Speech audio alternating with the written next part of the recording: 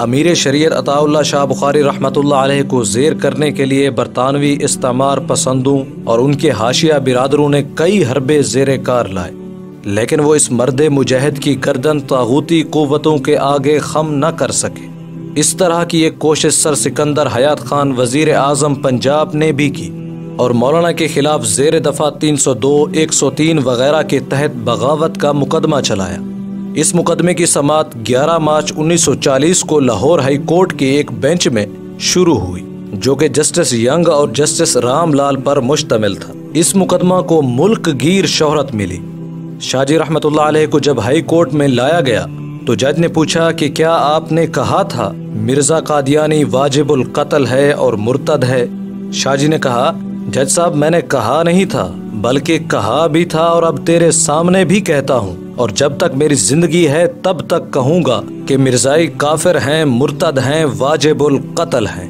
سب نے کہا کہ اس مقدمہ میں شاہ جی کا بچنا محال ہے، جب برملا اظہار کر ہی رہے ہیں تو اس کا علاج کیا ہے؟ اس بیان کے بعد شاہ جی رحمۃ اللہ علیہ کو ہتھکڑیاں لگا دی گئیں۔ ہائی کورٹ کے باہر لے جا رہے تھے کہ ایک کونے میں ایک عورت برقع پہنے کھڑی تھی۔ شاہ جی رحمۃ اللہ علیہ کو دیکھا تو پولیس والے سے کہنے لگی، میں تمہاری بیٹی جیسی ہوں، صرف 5 منٹ کے لیے مجھے شاہ صاحب سے بات کرنے دے۔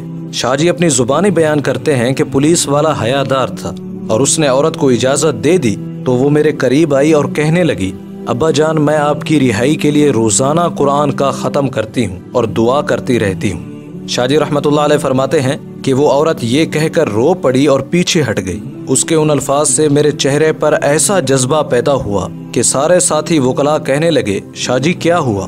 تو میں نے کہا، دنیا کی کوئی طاقت مجھے سزا نہیں دے سکتی، جب ایسی بچیاں میرے لیے رو کر دعائیں کرتی ہوں، اور اگر اب سزا ہو بھی جائے تو میں عشق رسول صلی اللہ علیہ وسلم پر پھانسی چڑھوں گا۔ خدا کی شان کہ جب شاہ جی آخری فیصلے کی پیشی میں حاضر ہوئے تو لدھارام جو کہ ہندو انسپیکٹر تھا، جس نے ساری رپورٹ لکھی تھی اور جس نے کیس بنایا تھا اور اسی کی ڈیری پر ہی پرچہ ہوا تھا، اس نے آ کر جج سے کہا، جو کچھ میں نے رپورٹ میں لکھا تھا وہ جھوٹ لکھا تھا، شاہ صاحب نے یہ الفاظ نہیں کہے تھے، مجھ سے افسران بالا نے دباؤ ڈال کر لکھوایا تھا۔ جج نے کہا، لدھارام تم ایک انسپیکٹر ہو اور تمہیں بخوبی معلوم ہے کہ اپنی رپورٹ سے ہائی کورٹ کے جج کے سامنے پھر جانے پر کیا سزا ملتی ہے۔ لدھارام نے کہا کہ آپ مجھے جو مرضی سزا دے دیں، لیکن میری رپورٹ پر اگر ایک سید بے گناہ پھانسی چڑھ گیا تو میں کہاں جاؤں گا؟ مقدمہ بنانے والا ہی جب پھر گیا تو مقدمہ ہی ختم ہو گیا۔ اس گواہی کے بعد ہائی کورٹ نے لدھارام کو 3 سال کی سزا سنائی اور شاہ جی رحمۃ اللہ علیہ کو 9 ماہ کی سزا سنائی۔ لیکن جب شاہ صاحب جیل سے رہا ہو کر آئے تو انہوں نے اتنے جلسے جلوس کیے، ہائی کورٹ لدھارام کو چھوڑنے پر مجبور ہو گئی۔ جب لدھارام سے پوچھا گیا کہ آخر تو نے سرکاری ملازم ہوتے ہوئے جھوٹی شہادت دینے سے گریز کیوں کیا اور سچی شہادت سے اپنے آپ کو خطرے میں کیوں ڈالا، تو اس نے بتایا کہ میں نے سرکاری ملازمت میں ہمیشہ سچی جھوٹی شہادتیں دی ہیں اور اس دن بھی شاہ جی کے خلاف جھوٹی شہادت دینے کے لیے تیار ہو کر آیا تھا۔ لیکن جب شاہ جی کو دیکھا کہ ایک روبدار شکل و صورت کا ایک سچا انسان کھڑا ہے، مجھے کسی مخفی طاقت نے ٹوکا کہ یہ شخص اب میری جھوٹی شہادت پر پھانسی کی سزا پائے گا۔